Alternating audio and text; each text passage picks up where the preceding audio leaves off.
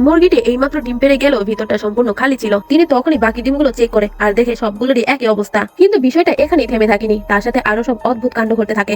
যখন তিনি জানালার কাজ পরিষ্কার করছিলেন তখন তার মনে হচ্ছিল পিছনের দেওয়াল যেন ধীরে ধীরে তার দিকে এগিয়ে আসছে। কিছু বুঝে ওঠার আগে দেওয়ালটি তাকে সজোরে জানালার কাজের সাথে চেপে ধরে। তবে দেওয়ালটি যখন তাকে পুরোপুরি পিছিয়ে ফেলেছিল ঠিক তখনই আবার সবকিছু স্বাভাবিক হয়ে গেল। সে কিছুতেই নিজেকে বিশ্বাস করতে পারছিল না। সে ভাবলো হয়তো এই সবকিছু তার ভ্রম। তবে যখন সে দেখতে পেল জানালার কাচের মধ্যে তার মুখে ফাউন্ডেশন আর ক্রিম এখনো লেপটে আছে, তখন সে প্রচন্ড ভয় পেয়ে গেল। তিনি তড়িঘড়ি করে প্লাস্টিক রেপারের পেপার হাতে নিল এবং নিজের মুখে পেঁচাতে শুরু করলো। এক স্তর, দুই স্তর, যতক্ষণ না পুরো মুখ ঢাকা পড়ছে তিনি থামলেন না। তার মুখ দুমড়ে মুচড়ে যাচ্ছিল, নিঃশ্বাস নিতেও প্রায় অসম্ভব হয়ে পড়ছিল। তবুও তিনি সেই রেপটি শক্ত করে ধরে রাখলেন। এবার দম আটকে আসায় তিনি ছটফট করতে শুরু করলেন, কিন্তু বেরোনোর কোনো পথ পাচ্ছিলেন না। অবশেষে বাধ্য হয়ে তিনি নিজের নখ দিয়ে মুখের কাছে প্লাস্টিক ছিঁড়ে ফেললেন। বাতাস ভেতরে ঢুকতেই তিনি যেন যমরাজের মুখ থেকে ফিরে এলো। তখনই তার প্রতিবেশীর ফোন এলো। সেই মহিলা কাঁদতে কাঁদতে বলল, এখনই কোথাও পালিয়ে যাও, কাউকে বিশ্বাস করো না, এমনকি নিজের স্বামীকেও নয়। মহিলাটি হতভম্বিত হয়ে গেল। আসল ঘটনা কি জানার জন্য সে পাশের বাড়িতে উকি দিল। তবে সে যা দেখলো তা দেখে তার পায়ের নিচে মাটি সরে গেল।